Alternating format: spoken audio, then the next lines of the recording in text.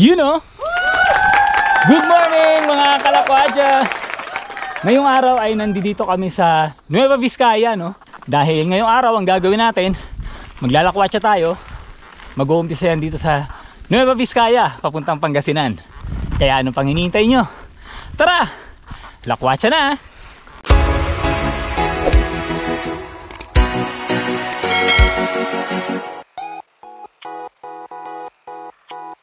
Ito ang Nueva Vizcaya, Pangasinan Road. Kung titignan mo sa Google Map, ito ay may haba na 40 kilometers. Ito ang daan na nagdudugtong mula sa Santa Fe, Nueva Vizcaya patungong San Nicolas, Pangasinan. Pero pwede rin namang dumaan mula San Nicolas, Pangasinan papuntang Santa Fe, Nueva Vizcaya. Makakasama ko pala sa biyaheng ito ay si Rodel at dito kami sa Victory Liner Sampaloc sumakay ng bus papuntang Nueva Vizcaya. Matapos ikamada ang aming mga bike, ay sumakay na kami. Ang taray, may libreng merienda sa loob. Ang aming biyahe ay inabot din ng 5 oras bago kami makarating dito sa 7-Eleven sa Santa Fe. Bali, 12:48 na ng umaga. Ang aga namin nakarating dito sa 7-Eleven dito sa Santa Fe. Hindi ko expect na gano'n siya kaaga or gano'n kabilis yung magiging biyahe namin. Kasi kala ko mga 4 or 5 AM kami narating dito. So sa ngayon nakakalas pa yung mga bike namin. Tapos pag-assemble nito, pahinga muna kami kasi hintayin namin sumikat yung araw bago kami lumarga ni Rodel. Eksaktong alas 6 ng umaga ay inumpisahan na namin umahon ni Rodel. At ang una naming destinasyon, Imugan Falls. 7 kilometers din to na ahon, kaya dapat dahan-dahan lang. Grabe yung lamig dito. Alas 6 pa lang ng umaga pero nanunuot sa balat yung lamig. Ang lamig sa mukha nung hangin. Panalo, sarap. Itong 7 kilometrong ahon ay hindi naman ganun katarik. Pero syempre, kailangan nating magtipid dahil mahaba pa ang aahonin namin. So far, wala pa namang malalang ahon na-encounter kami ni Rodel, no? Mostly kasi yung gradient niya 3 to 10% lang naman.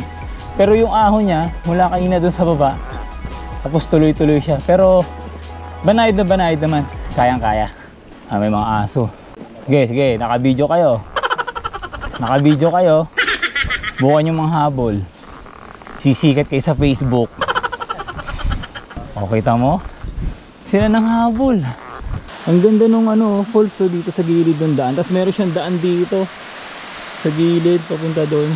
Ayun sayang, walang dito sana pwede iwan yung bike kaso walang magbabantay. Kaya hindi kami makakapag-side trip ni Rodel. 2 kilometro na lang ang natitira bago namin marating ang Barangay Imugan. Sa puntong ito ay medyo pinagpapawisan na kami ni Rodel kaya nalalabanan na rin namin yung lamig. Ang kagandahan dito sa kalsada na to, walang masyadong motoristang dumadaan, kakaunti lang yung mga 4 wheels, pati na rin yung mga nagmumotor. Ito rin may water source. Ang galing hilid lang ng daan. Grabe, ahon na naman Ganda, Del? Ganda! Uy, panalo! Grabe yung ahon tapos sharp curve. Ayun na. Welcome Imugan. Yun. Nakarating din. Pero hindi pa ito yung town proper. Abante pa kami. Del, kamusta yung ahon? Mataas. Pero unti-unti, Unti-unti. 18 na, 16. 18, 16 na. Mataas na nga tayo. Matapos ang 1 oras ay narating na rin namin ang Barangay Imugan. Ang Imugan ay isang barangay sa munisipalidad ng Santa Fe sa probinsya ng Nueva Vizcaya. Napag-alaman noong 2020 census na meron lamang silang 828 na populasyon na kung saan ito ay nagre-representa ng 4.53% ng total population ng Santa Fe. Okay, so matapos ang 1 oras, nandito na kami ngayon sa sentro ng Barangay Imugan. Tapos nandito kami ngayon sa Barangay Hall. Ayun siya. Magpapahinga muna kami saglit ni Rodel. Tapos pupunta kami sa mga tindahan para bumili na kami ng supply namin. Kasi nga mag-overnight kami dun sa sa Maliko. Matapos mamili ng aming mga kakailanganing gamit at supply, ay pumadyak na kami ni Rodel papunta sa aming unang destinasyon, ang Imugan Falls. Register muna tayo. Okay, so bago tayo makarating sa Imugan Falls, May karatula naman dito nakalagay, please register here. So ito yung registration area nila. At was tayo basta-bastang papasok papunta doon sa falls. Yung mga pupunta dito, tanging bisikleta ang pwedeng dalhin doon. Yung mga motor hindi daw po pwedeng ipasok dito. Although kakayanin naman, kasya naman yung motor, pero pinagbabawal nila. Tapos sa bisikleta, either iwan nyo doon sa registration area o kaya bitbitin nyo dito. Ang parte na ito ay may katarikan at paahon. Kaya minabuti na namin ni Rodel na bitbitin ang aming bisikleta dahil mahirap siyang padyakan. At the same time, madulas. Hindi lahat ng inyong dadaanan ay simentado. May mga parte pa rin na lupa pero paahon. Konting ingat din dahil yung gilid dito ay bangin na. Grabe yung gilid, bangin. Konting pagkakamali mo, sa baba ka pupulutin, no? Although may harang naman, pero syempre ingat ka pa din dahil baka mamaya magkamali ka, lumusot ka sa pagitan ng mga bakal. Akala ko kanina sementado yung lugar o yung daan, tapos biglang naging naman trail, tapos ngayon rock garden naman. Ayan. Tapos sa harapan natin andyan na yung hanging bridge. Halos 30 minuto rin ang inabot bago kami makarating dito dahil nga sa puro ahon at dulas ng daan. Ingat din pala kayo sa pagtawid sa tulay na bakal dahil ito ay umuuga at dapat huwag kayo magsabay-sabay kasi nakakatakot, baka biglang bumigay.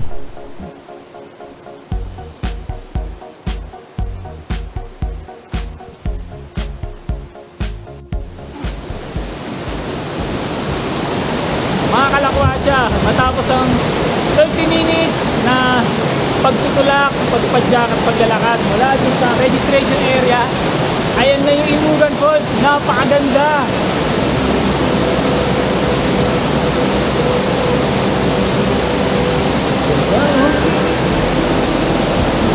Grabe ang taas! Ang lakas ng agos niya.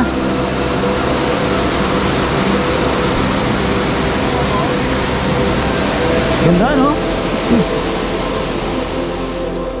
Ang Imugan Falls ay isa sa mga sikat na lugar sa Nueva Vizcaya at may taas na 35 talampakan. Ang mga rock formations sa paligid ay nagsisilbing lugar para sa mga gustong mag-picnic na mga bisita sa araw-araw. Ang malinis at malamig na tubig sa talon ay mainam at hindi rin ito gaanong malalim, kaya mas masisiyahan ang mga bisita sa dumadaloy na tubig. Sa ngayon, ang ginawa na lang namin ni Rodel, nagano na lang kami, nagkape na lang kami tsaka nag-breakfast dito. Ayan. Kasi hindi namin magawang maligo dahil yung tubig, kung meron man sa inyong nakaligo na sa Baguio o kaya sa Benguet ng walang water heater, ganun siya kalamig. Kala mo siya, yung literal na tubig na may yellow, ganun siya kalamig. Grabe, hindi namin magawang maligo. Gustuin man namin para ma-refresh yung katawan namin, hindi namin magawa.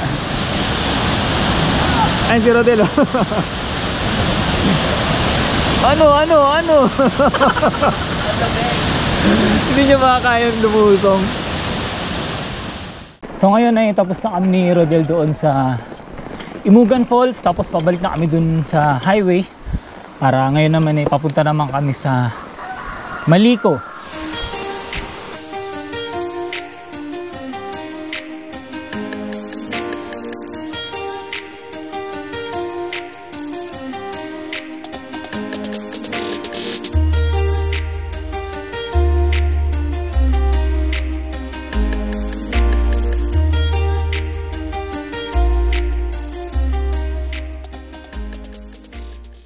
Time check natin alas 10 na ng umaga.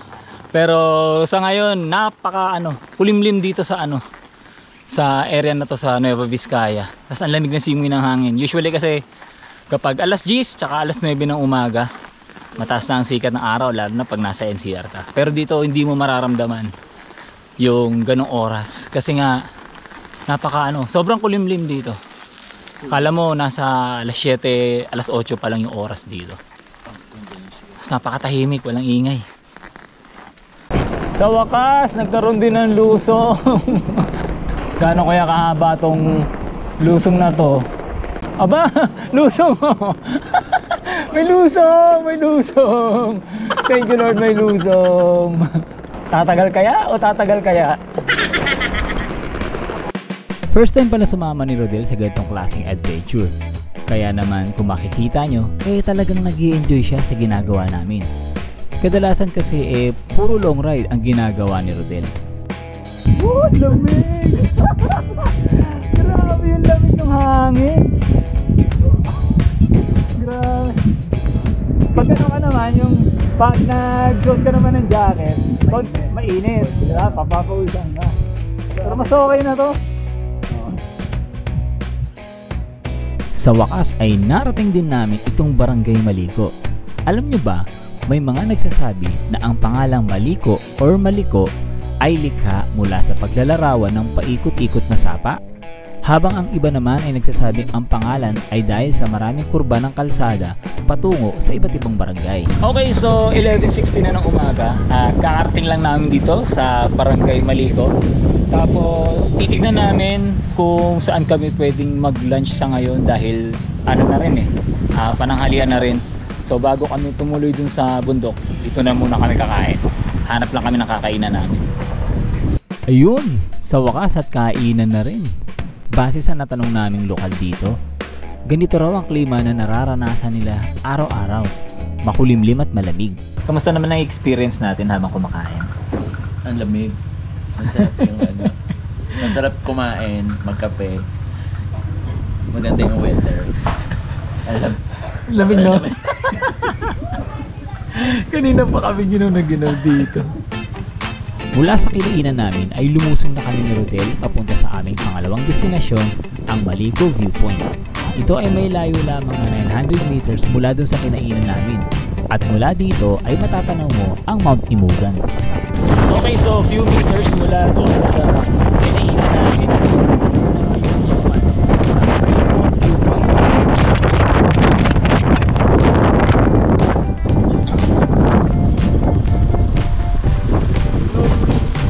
Tapos mula dito, ayan o, napakaganda ng view. Ayan, napakaganda ng mga bundok. Kamalas-malasan nga lang, napakalakas ng hangin ngayon, kaya hindi natin mapapalipad si Happy para magkaroon tayo ng mas magandang view. So ngayon naman, ang hahanapan naman namin ni Rodel ay yung Sherman Tank. Kasi ganda-ganda talaga ako sa ano nun sa history noong Sherman Tank na yon. Grabe yung view. Ibang klase.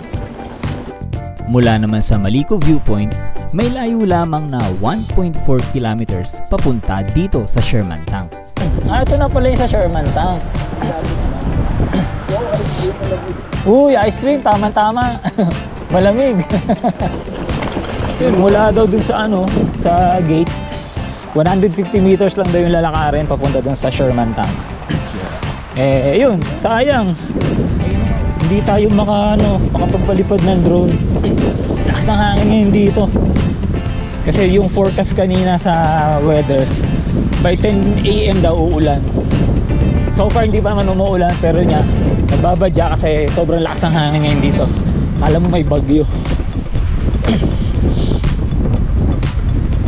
Ayun na yung Sherman Tank mo. Kita na. Ang Sherman Tank ay nananatiling nakatayo sa mga bulubundukin ng Caraballo sa liblib na barangay ng Maliko. Noong World War II, ito ay ginamit ng United States 32nd Infantry Division laban sa mga sundalong Hapon. At alam nyo ba, na sa bisa ng House Bill 7273, idiniklara ang Barangay Maliko na isa ng ganap na ecotourism zone. Hanggang ngayon, ang tangke ay nananatili sa iisang lugar at ito ay nagsisilbing relic ng makasaysayang panahon at saksi sa nangyari noong ikalawang digmaang pandaigdig. Ang lugar pala na ito ay ang Mangili Tindaan Historical Nature Park. Pwede kayo ditong mag-camping, mag-picnic at marami pang iba. Ilalagay ko na lang sa description yung Facebook page nila para kung sakaling may mga katanungan kayo, pwedeng doon na lang din kayo dumirekta. Sa puntong ito ay lumusong na kami ni Rodel para hanapin ang mismong pakay namin, ang Villa Verde Trail. Pero bago tayo pumunta doon, enjoy muna natin yung napakagandang view pababa.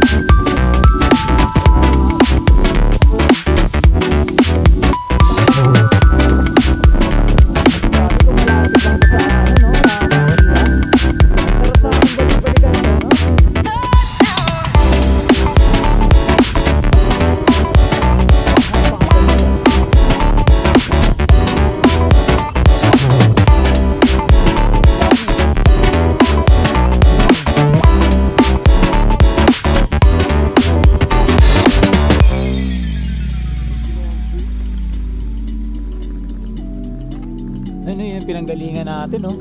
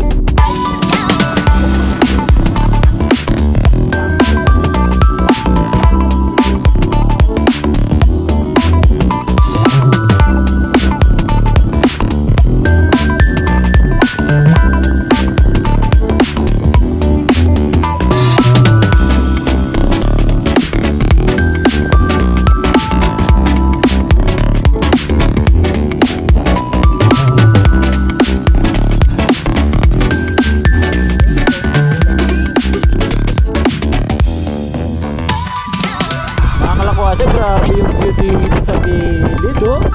Tingnan nyo naman kung gaano kaganda yan, oh. Diba?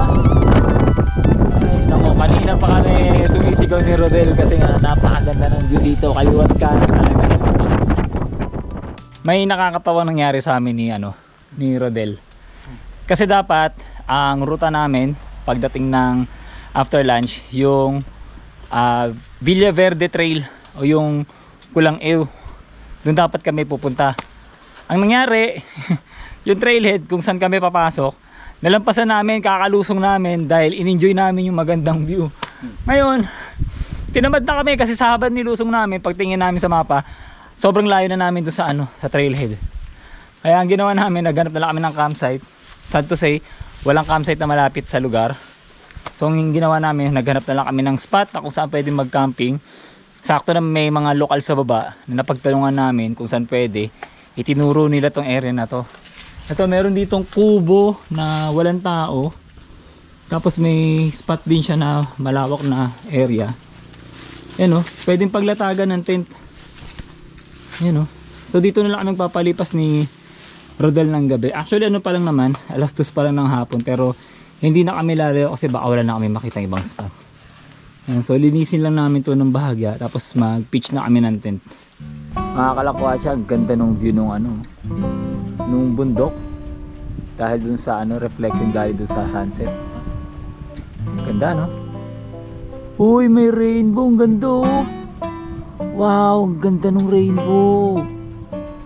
Panalo. Ano? Dalawa, isa dito tapos may isa pa dito na medyo malabo lang. Ganda, ganda.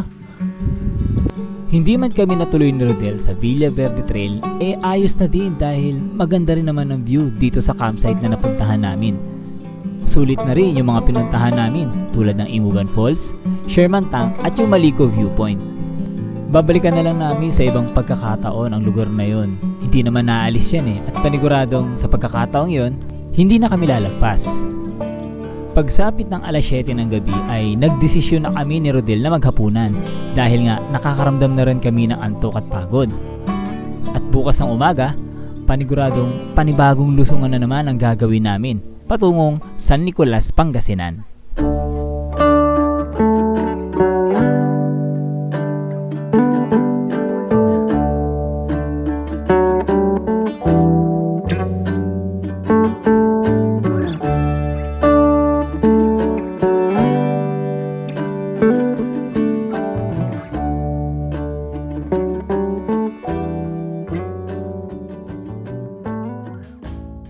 Okay, so 7:00 na ng umaga, day 2 namin dito ni Rodel sa Pangasinan. So ngayon ay pababa na kami ng San Nicolas, Pangasinan. Pero bago ang lahat, i-enjoy muna natin yung view na madadaanan natin.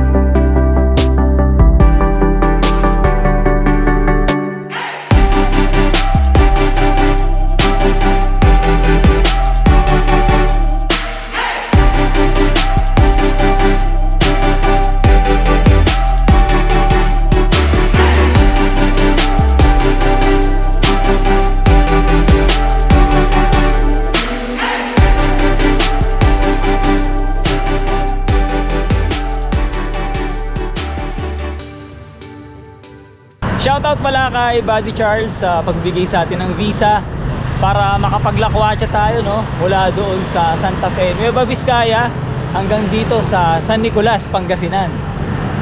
Shoutout din kay Rodel na nakasama ko. Kaya hanggang dito na lang at huwag kakalimutan na ang buhay ay masaya kapag may halong lakwatsa. Salamat!